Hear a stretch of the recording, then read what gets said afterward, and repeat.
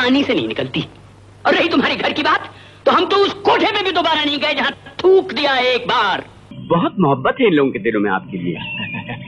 भगवान से ज्यादा आपके भक्त लगते हैं। ये तो इन लोगों की मोहब्बत। तो सारा काम नेक इरादों ही पे चल लिया है, समझे? बीवी बच्चों को ये कह दूंगा कि खुश रहो, मेरे खरीदार पैसे नहीं देते। नेवर रानी साहबा, नेवर।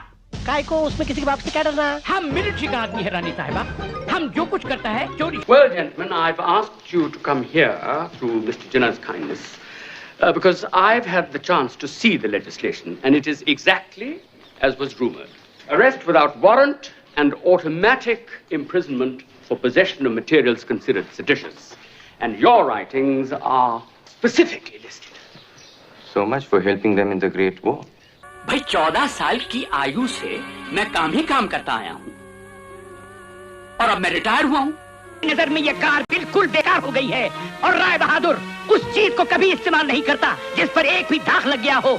इंग्लिश के महारथी थे, हॉलीवुड फिल्में और ड्रामा में भी हिस्सा लेते थे। शख्सियत ऐसी थी कि लोग उन्हें हॉलीवुड एक्टर मानते थे और ऐसी इंग्लिश बोलते थे जैसे कोई अंग्रेज हो। लंबे बाल रखते थे और मिजाज एकदम स्टाइलिश था। इंग्लिश के साथ उर्दू में भी पकड़ मजबूत थी। फिल्म जगत में सईद जाफरी ये वो नाम है जिनकी फिल्मों में छोटी उपस्थिति तमाम सिनेमा प्रेमियों के दिलों में अपनी खास पहचान बनाती थी। फिल्मों में किरदार चाहे पिता का हो या किसी रईस का, पर अपनी छोटी भूमिकाओं के वजह से सईद जाफरी ये नाम आज अजरामर हो चुका है। 90 के दशक में जिनका जन्म हुआ होगा वो इस बेमिसाल हस्ती के बारे में जानते ही होंगे। तो मैं आरजे अनामिका आई हूँ कहानी लेकर सईद जाफरी जी की, आपके अपने channel biography and real life stories पर।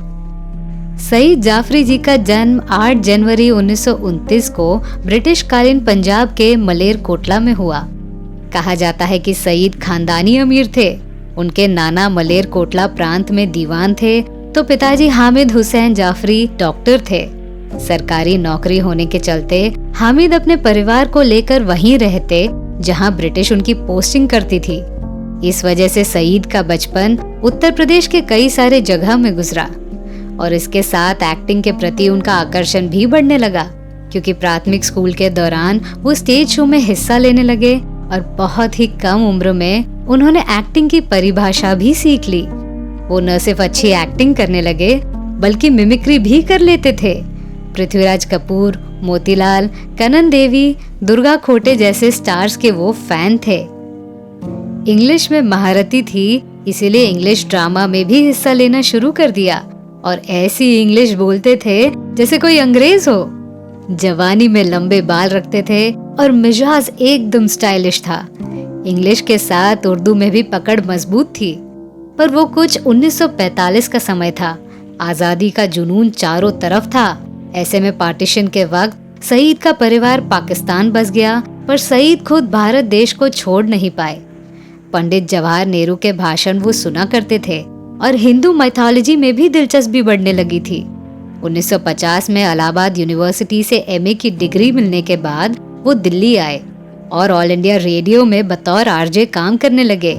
इसके साथ ही उन्होंने यूनिटी थिएटर की स्थापना भी की, जहां इंग्लिश शोज आयोजित होते थे।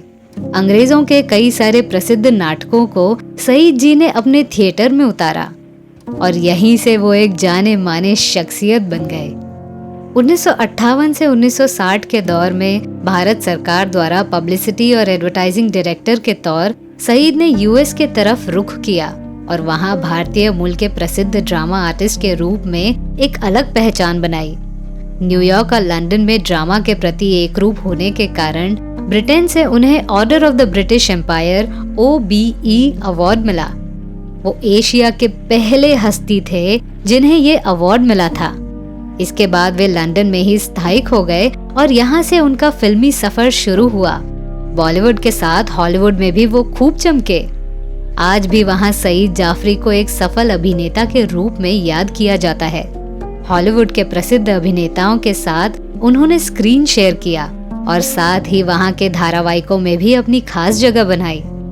The man who would be the king, Gandhi, passage to India, the far pavilions, my beautiful laundrette जैसे अवार्ड विनिंग अंग्रेजी फिल्मों के सईद हिस्सा रहे थे। सत्यजीत रे साहब की एकमात्र हिंदी फिल्म शतरंज के खिलाड़ी में उनका काम काबिले तारीफ रहा। 1977 की इस फिल्म ने उन्हें फिल्म फेयर का बेस्ट सपोर्टिंग एक्टर अवार्ड भी दिलाया। इसके साथ ही इस फिल्म को ऑस्कर अवार्ड समारोह में भी भेजा गया। रिचर्ड एटनबरोग की फिल्म गांधी में सरदार पटेल के किरदार में सईद खूब चमके। इसके अलावा हीना, दिल, चश्मे बद्दूर, मासूम जैसी फिल्मों में उनका योगदान रहा है। एक्टिंग के अलावा वे हमेशा लेखक के रूप में बीबीसी के साथ जुड़े रहे। बीबीसी के लिए उन्होंने सैकड़ों स्क्रिप्ट्स लिखी हैं। तो ऐसे थे जाफरी साहब। पर्दे पर दिल जीतने वाला ये कलाकार जिंदगी में कुछ समय के लिए असली खुशी से दूर रहा। उनकी पहली बीवी मधुर के साथ उनके रिश्ते ठीक नहीं थे। दरअसल वे चाहते थे कि मधुर उनके हिसाब से चले, मॉडर्न जिंदगी को अपनाए, पर मधुर को ये सब मंजूर नहीं था। इसीलिए 1965 में उनका तलाक हुआ। पर जिंदगी के अंत में जाफरी साहब बताते हैं कि यही उनकी सबसे बड़ी गलती थी। फिर सईद जी ने ब्रिटेन की एक्ट्रेस जेनिफर से शादी कर ली। मधुर से उन्हें 3 बेटियां थी, जिया, मीरा और शकीना।